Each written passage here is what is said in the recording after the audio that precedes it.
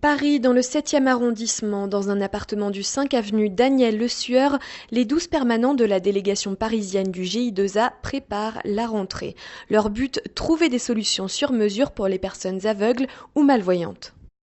La mission du GI2A, c'est l'intégration des personnes non-voyantes et malvoyantes par la culture et le professionnel, et surtout la réponse aux besoins de moyens pour s'intégrer le mieux possible dans la vie d'aujourd'hui. Ce qu'on essaie de faire ici au GI2A, c'est ce que les autres assos ne font pas. On a vraiment mis le paquet sur le téléchargement, sur les nouveautés, sur la technologie, comme je vous disais, aussi sur le boulot, parce que ça, c'est extrêmement important de dire à des jeunes, d'informer des jeunes pour leur dire, vous pouvez, il n'y a pas que accordeur de piano et rempailleur de chaises, vous pouvez être kiné, vous pouvez faire une école de commerce, vous pouvez faire Sciences Po, vous pouvez faire des études qui vous plaisent pour faire le boulot, vous pouvez être prof, vous pouvez faire, voilà. Briser les stéréotypes, aider à l'emploi et rompre l'isolement, autant d'objectifs qui mobilisent les acteurs du groupement des intellectuels aveugles ou amblyopes.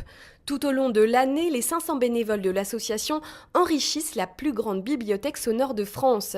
Le GI2A compte dans ses actions la numérisation et l'enregistrement audio à la demande de livres, mais d'autres projets sont en préparation pour l'année 2014. L'un des projets phares, c'est d'élargir notre bibliothèque à des livres professionnels un peu plus techniques. On développerait davantage le service qui s'occupe de transcription en créant une sorte d'atelier de transcription adapté. Par exemple, à des livres pour des professionnels, soit en kiné, soit pour des gens qui font de la recherche, soit en économie, enfin, il y a des choses qui se font déjà, mais on voudrait élargir, notamment à des livres qui comportent des schémas, des graphes. Il y aura peut-être aussi l'augmentation des visites culturelles.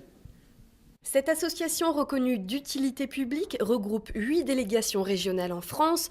En tout, ce sont plus de 600 personnes qui bénéficient des services du GI2A.